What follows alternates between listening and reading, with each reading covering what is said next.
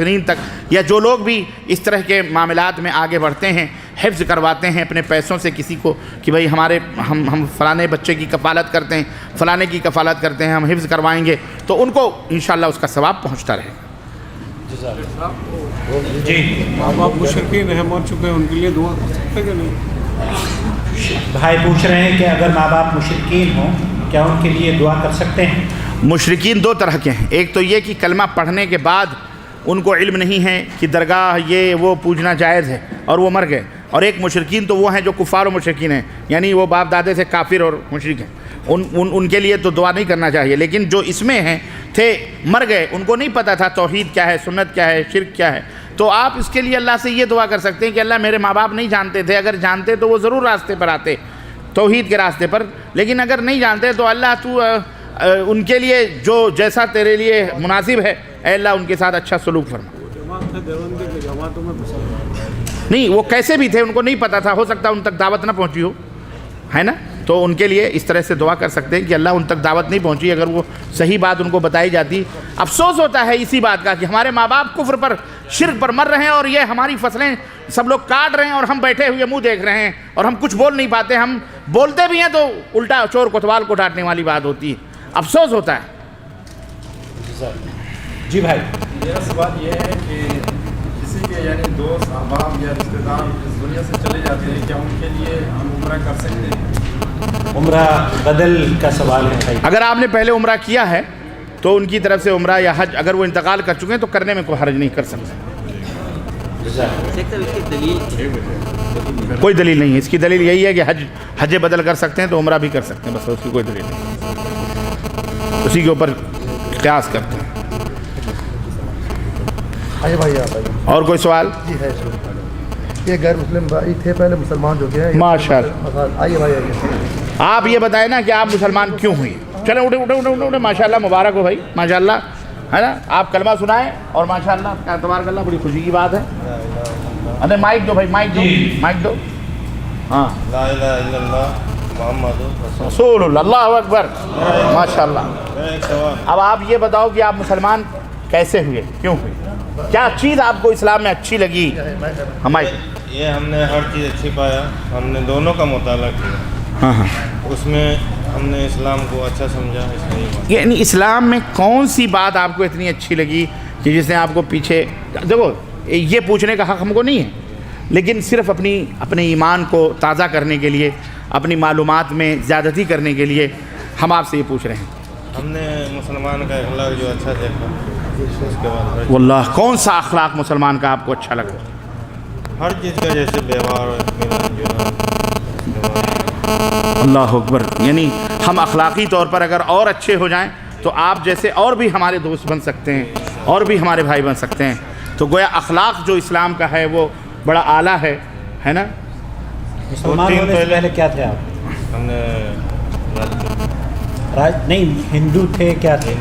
ہندو تھے، کس جگہ سے؟ ہم بہار کے مظفر پور، اور راجپوت گھرانے کے ہیں، ماشاء اللہ، چلو اچھی بات ہے، ماشاء اللہ۔ جی سوال کیا ہے آپ؟ پہلے 3 بھائی پہلے ہو گئے تھے، 4 سال پہلے، ہاں دمام۔ ماشاء اللہ، 2-3 بھائی اور بھی پہلے ہو چکے تھے۔ میرا اللہ، سوال ہے، ایک ہاں، بچی ہے، جیسے ایمان لے آئے، وہ بچی کا کیا کرنا ہے؟ آپ کی بچی ہے اپنی، اور بیوی؟ بیوی ابھی ایمان لائے گی مئی میں، تو بچی کو ساتھ میں رکھو، بیوی کو بھی ساتھ میں رکھو انشاءاللہ۔ ہاں بچی کتنی بڑی ہے؟ 5 سال۔ ماشاء اللہ، تو آپ اس کی تربیت کرو، اس کو پالو پوشن کرو، اس کو پڑھاؤ لکھاؤ، اگر پڑھانے کا کہیں کوئی سسٹم ہے آپ ادھر۔ ابھی میں دلی اوکھلا میں ایک جگہ ہے مدر پور کھادر، ہاں ہاں، وہیں میں رہائش، وہیں رہائش ہے آپ کا، تو بہت اچھی بات ہے، وہاں بھی اگر کسی ضرورت پڑی مدد کی تو ہم سب حاضر ہیں انشاءاللہ۔ بچی کے پڑھائی کے لیے بھی ہم وہاں داخلہ ایڈمیشن آپ کو اسلامک اسکول میں کروا سکتے ہیں، فری میں پڑھے گی انشاءاللہ تعالیٰ، ٹھیک ہے؟ اللہ تعالیٰ آپ کو ثبات قدمی عطا فرمائے۔ ہاں، یہ بھائی نے ان کو بخاری شریف ہندی میں دی ہے، یہ لیں آپ، مبارک ہو آپ کو۔ یہ دنیا میں قرآن، پوتر گرنتھ قرآن کے بعد سب سے صحیح کتاب ہے بخاری شریف، آپ اس کو پڑھیے گا انشاءاللہ، جزاک اللہ خیر۔ اور کوئی سوال؟ خواتین کی طرف سے سوال آیا ہے، کیا حیض والی عورت مسجد میں آ سکتی ہے؟ آپ لوگوں کو پہلے بتا دینا چاہیے کہ ہماری بہنیں بیٹیاں بھی یہاں ہیں، تاکہ ان کے لیے بھی 2-4 پوائنٹس میں بتاتا۔ اب سوال پہ آپ کر رہے ہیں تو خواتین کے لیے نہیں، مسجد میں نہیں آئیں گی، وہ مسجد کے باہر بیٹھیں گی اور استفادہ کریں گی۔ جی، حیض والی عورتیں کیا قرآن کریم پڑھ سکتی ہیں؟ نہیں پڑھ سکتی، جو حفظ کر رہی ہیں وہ بھی پرہیز کریں، اتنے دن چھٹی لے لیں۔ جی لوگ دم کروانے آتے ہیں، ہندو بھی ہوتے ہیں، مسلمان بھی، کیا دم کر دیا جائے تو پانی پانی دم کرنے کا کیا حکم ہے؟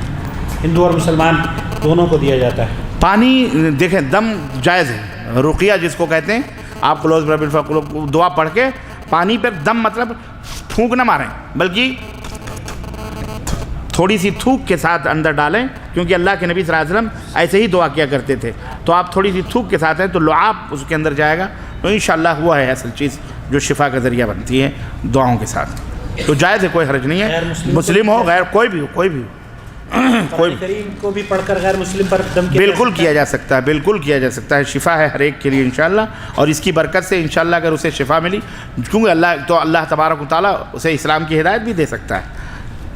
قرآن کریم کو ہدیتاً ہندوؤں کو دیا جا سکتا ہے؟ اگر تفسیر ہے وہ اس کے اندر تفسیر کے ساتھ ہے نا تو دے سکتے ہیں اس کو، شرط یہ ہے کہ اس کو بتا دیا جائے کہ اس کو یہ پوتر کتاب ہے، پاک کتاب ہے، اسے جب بھی پڑھنا تو پاک صاف ہو کر کے پڑھنے میں کوئی حرج نہیں، قرآن دیا جا سکتا ہے۔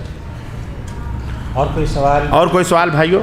ایک اور سوال، ہاں، یہ بریلوی کہتے ہیں کہ مکہ میں نماز نہیں ہوتی ہے، آپ کہاں اس لفڑے میں پڑ گئے؟ ابھی نیا نیا مسلمان ہو، میرے ساتھ ہے ابھی، وہ یہاں تک پہنچا دیا آپ کو بریلوی تک، لکھنؤ کے ہیں وہ۔ یہ وائرس ہے، مت چھوڑو، بیوقوف ہے وہ، اللہ تعالیٰ وہ خود بولے تو خود پہلے مسلمان بن جا یار، تب پھر میرے کو بتانا یار، دیکھ رہے ہو ابھی بیچارہ ابھی نیا نیا مسلمان ہوا، اس کو بریلوی دیوبندی سکھانے لگے، کیا غارت گری ہے، فتنہ پیدا کر کے خود کہتے ہیں ہم فتین نہیں ہیں، یہ ڈیوائڈ اینڈ رولز ہیں، فرق تسد والی بات ہے، ٹکڑے ٹکڑے کر کے اپنا حکومت جاری رکھو، غلط بات ہے۔ اسلام میں بھیا، اسلام میں نہ کوئی بریلی، نہ کوئی دیوبندی، نہ کوئی قادیانی، نہ کوئی مرزائی، ہم مسلمان ہیں، بس خلاص، ہم سب مسلمان ہیں الحمدللہ، ٹھیک ہے؟ جزاک اللہ۔ بھائی پوچھ رہے ہیں کہ ایک طلاق دینے کے بعد 1 سال گزر جانے کے بعد کیا رجوع کیا جا سکتا ہے؟ رجوع نہیں کیا جا سکتا، نکاح جدید کرانا پڑے گا اس کو، نیا نکاح، نئے گواہ، نئے مہر اور نئی ایجاب و قبول کے ساتھ اس بیوی کو واپس لایا جا سکتا ہے، بشرطے کہ اس نے کہیں اور شادی نہ کی۔ گالی دینے سے وضو ٹوٹتا ہے شیخ؟ گالی دینے سے اگر وضو نہیں ٹوٹتا تو ایمان تو ضرور کم ہوتا ہے، اس میں کوئی شک نہیں، وضو نہیں ٹوٹتا ہے، تب رہا ایمان کے اندر کمی پیدا ہوتی ہے، گناہ میں زیادتی ہوتی ہے۔ اللہ ہم سب کو محفوظ رکھے اس بات۔ ہر لا الہ الا اللہ پڑھنے والا جنت جائے گا؟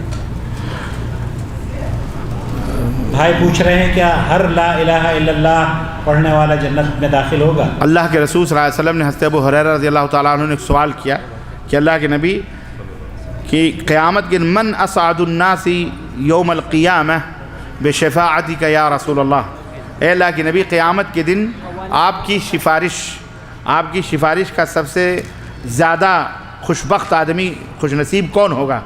تو آپ صلی اللہ علیہ وسلم نے فرمایا کہ من قال لا الہ الا اللہ خالصا من قلبی، جس نے لا الہ الا اللہ خلوص دل کے ساتھ کہا، تو جو آدمی خلوص دل کے ساتھ لا الہ الا اللہ کہے گا، خلوص دل مطلب یعنی اللہ کو راضی اور خوش کرنے کے لیے، کلمہ لا الہ الا اللہ کے تقاضوں کو پورا کرنے کے لیے کرتے ہوئے اسے جنت میں داخلہ ملے گا۔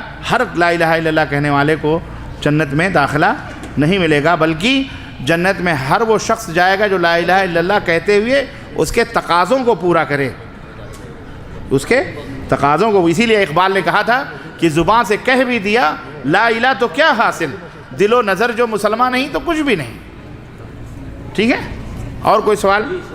جی بھائی صاحب نے سوال کیا آپ سے، جو ایک طلاق پہ واپس نہیں کی جا سکتی بیوی کو، پھر سے نکاح کیا جا سکتا ہے، جی، مگر وہ نکاح اسی کے ساتھ ہو سکتا ہے جو پہلے کسی کے ساتھ نکاح ہو جائے تو؟ نہیں، اس نے ایک ہی دفعہ طلاق دیا ہے، ایک ہی دفعہ طلاق دیا ہے، اب اس نے طلاق دیا تو ظاہر ہے کہ عدت تو گزاری ہوگی وہ، اور ان دونوں ملے نہیں 3 مہینے تک، 3 حیض تک، تو ظاہر ہے وہ اپنے ماں باپ کے گھر چلی گئی ہوگی، اور ابھی اس نے شادی نہیں کری ہوگی، سال بھر ہو گیا، ٹھیک ہے؟ تو اب حکم شریعت کا یہ ہے کہ اگر وہ رجوع کرنا چاہتا تو یہ 3 حیض کے اندر رجوع کر سکتا تھا، ٹھیک ہے، ہاں اسی کے ساتھ رجوع کر سکتا تھا. وہ گھر میں رہے گی، کپڑا دے گا، کھانا دے گا، سب کچھ دے گا، ایون 3 حیض تک ٹھہرائے گا، وہ بھگائے گا نہیں جیسے ہمارے یہاں ہوتا ہے طلاق دے دیا کہا نکل، یا اس کے ماں باپ آگے، بھائی بہن آگے، چل ہماری بہن کو طلاق دے ہم لے کے جائیں گے. حرام ہے اسے شوہر کا گھر چھوڑنا، شوہر کا گھر چھوڑنا اس کے لیے حرام ہے. اسی شوہر کے گھر میں رہے گی، اسی کمرے میں سوئے گی، اسی کے ساتھ رہے گی، کھانا کھائے گی، کپڑا لے گی، لتا لے گی، بچوں کو کھلائے گی پلائے گی 3 حیض تک. اور اگر وہ حمل سے ہے، مثال کے طور پر حمل کا پہلا مہینہ ہے تو 9 مہینے تو سینے پہ چڑھ کے رہے گی، وہ 9 مہینے تو سینے پہ، 8 مہینے چڑھ کے رہے گی. کیوں؟ اس لیے کہ اس کا حق ہے، وضع حمل، عدت اس کی کیا ہے جب تک حمل نہ اس کا ہو جائے، اس شوہر کے اوپر پوری ذمہ داری. یہ کیوں ہے معلوم ہے؟ یہ کوئی دشمنی میں نہیں ہے، یہ اسلام نے چانس دیا ہے کہ یہ جو میاں اور بیوی کے رشتے ہوتے ہیں یہ کوئی گڈے گڈیوں کے کھیل نہیں ہوتے. ایک اسرہ، ایک خاندان کی اساس اور بنیاد ہوتے ہیں، عزت ہوتے ہیں. پورا خاندان مل کر کے ایک گھر بناتا ہے. اتنی جلدی طلاق کہہ کر کے اس دیوار کو نہ گراؤ، ابھی چانس ہے، مل کے رہو، آج نہیں تو کل، کل نہیں پرسوں، بچی ہے، بچے ہیں، پاپا ممی پاپا ممی، ادھر دوڑ کے دیکھیں گے 3 مہینے، پھر وہ وضع دیکھیں گے، کبھی نہ کبھی تو پیار آئے گا نا، بات چیت شروع ہوگی. اس طرح سے اسلام نے یہ موقع دیا ہے. اگر اس کے اندر انہوں نے رجوع کر لیا تو نکاح کی ضرورت نہیں، لیکن اگر 3 حیض وہ پورے کر لی اور وہ چلی گئی تو بھی اس نے اگر کہیں شادی ودی نہیں کری اور سال بھر گزر گئے، 2 سال گزر گئے، 4 سال گزر گئے، پھر بیچارے نے سوچا یار بچے ہیں، کچے ہیں، وہ عورت ملے کبھی کسی موڑ پر، ہے نا، کہنے چلو پھر سے ایک ہو جاتے ہیں، ہاں چلو ٹھیک ہے پھر. تو اب وہاں اسلام نے چانس دیا ہے، ٹھیک ہے ایک ہو سکتے ہو، لیکن اب نیا گواہ ہوگا، نئے مہر ہوں گے، نیا ایجاب قبول ہوگا اور والدین کی اجازت ہوگی. اس طرح سے تم شادی دوبارہ کرو، یہ اجازت ہے. ٹھیک ہے، جزاک اللہ. ہاں ہاں تقلید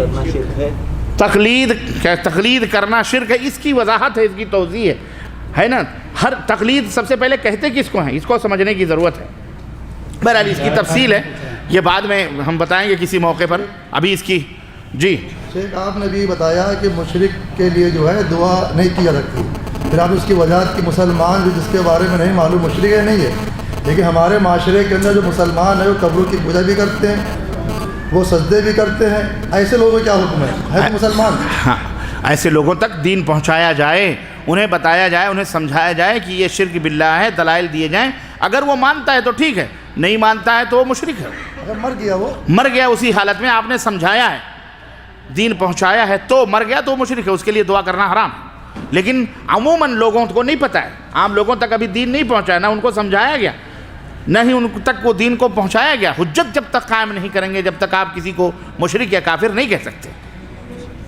حجت قائم کرنا ضروری ہے، ورنہ تکفیری گروپ حرام. یہ نہیں کہ ہر ایک کو کافر کہنے، جو کوئی بھی مسلح پہ پیر رکھ دیا تو وہ کافر ہو گیا، غلط بات ہے. جیسے کہ ہمارے یہاں بعض جماعتیں ہیں، لوگ جو ہے کسی امام کی بات کو نہیں مانا، کہا کافر. وہ دیکھو اس کے مذہب میں نہیں ہے کافر، وہ کہہ رہا میرے مذہب میں نہیں ہے کافر. جیسے ابھی سنا آپ نے، وہ بریلوی فرقہ جو ہے وہ یہاں حرم میں نماز ہی نہیں پڑھتا ہے. کیوں؟ کہتا ہے یہ وہابی ہیں، کافر ہیں. تو یہ تکفیری گروپ ہیں یہ. اللہ اکبر، نعوذ باللہ. ہمیں تکفیری گروپ نہیں بننا چاہیے.